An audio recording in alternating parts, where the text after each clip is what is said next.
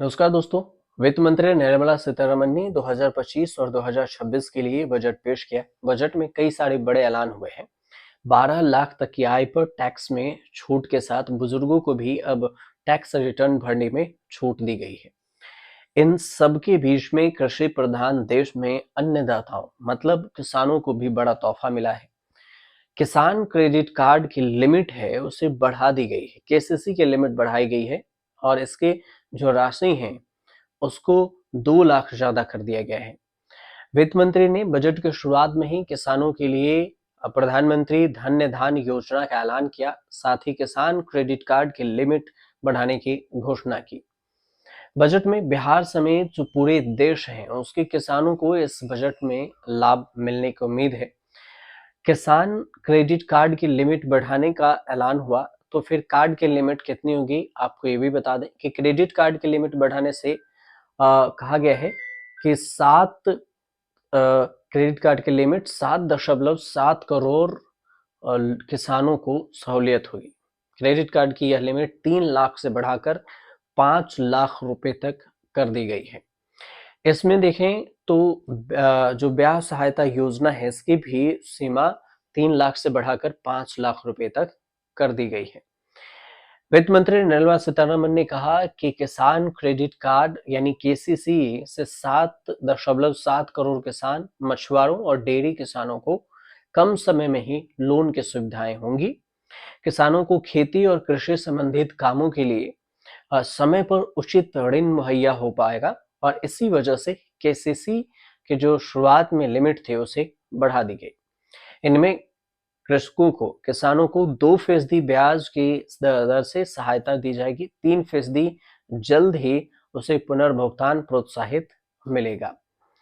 अब किसानों को हर साल बिल्कुल रियायती दरों पर ऋण मुहैया हो सकेगा। साल 2012 में इसे सरल बनाने और इलेक्ट्रॉनिक किसान क्रेडिट कार्ड जो केसीसी है उस पर संशोधित किया गया था।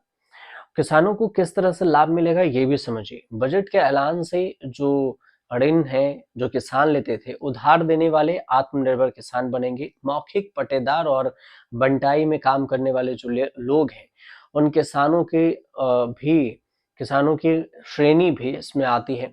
इसके अलावे काश्तकार हैं, बंटाईदार हैं, इसके अलावे HSG यानी सेल्फ हेल्प ग्रुप SHG के GLG यानी संयुक्त देयता समूह है।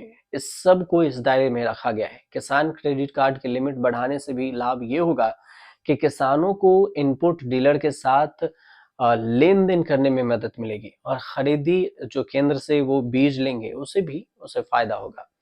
कोई चीजें बेचते हैं और जमा करते हैं उसमें भी उन्हें फायदा मिलेगा। अब सवाल ये कि आखिर क्या है किसान क्रेडिट कार्ड स्कीम। किसानों को क्रेडिट कार्ड के माध्यम से सस्ती ब्याज दर पर ऋण उपलब्ध हो सके इसके लिए किसान क्रेडिट कार्ड अहम भूमिका निभाती है। 3 लाख से बढ़ाकर इसमें 5 लाख किसानों की लिमिट की गई है किसान क्रेडिट कार्ड में। इस योजना का आगाज 1998 में केंद्र सरकार ने की थी। रिजर्व बैंक और नाबार्ड द्वारा किया गया था। इसे किसान क्रेडिट नाम दिया गया था। इस कार्ड का लाभ न सिर्फ किसानों बल्कि मत्स्य जो मछली पालक हैं, पशुपालक हैं उन्हें भी मिलेगा। किसानों के लिए फायदेमंद साबित हो सकती है धन्य धान योजना।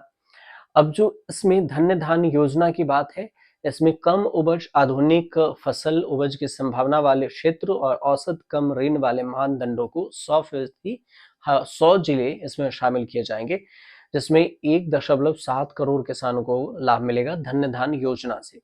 इसमें खाने के तेल हो उससे आत्मनिर्भरता बढ़ाने के लिए 6 वर्षीय मिशन की घोषणा की गई है। बिहार में इसी के तहत मखाने की खेती करने वाले किसानों को भी लाभ देने की बात हुई है। इस बजट में बिहार का खासा ध्यान रखा गया है और बिहार में मखाने की खेती ज़्यादा होती है और इस वजह से किसानों को मखान के जो किसान हैं उनके लिए ऐलान किया गया है कि मखाना अब संगठन बनाया जाएगा वहाँ पर। तो कुल मिलाकर देखा जाए तो किसानों के लिए इस बार जो खासकर केसीसी है उसकी योजना को और धन्य धान योजना का ऐलान किया गया है। धन्य धान योजना से जो अभी 1.7 करोड़ किसानों को फायदा पहुंचाने का लक्ष्य रखा गया है। 100 जिलों में धन्य धान योजना चलाया जाएगा। कौन कौन से जिले में चलेंगे, अभी सरकार की तरफ से ये ब्यौरा तो नहीं दिया गया है कि कौन कौन से जिले में चलाए जाएंगे, लेकिन 100 जिलों का टारगेट है और 1.7 करोड़ किसानों को लाभ पहुंचाने का लक्ष्य रखा गया है।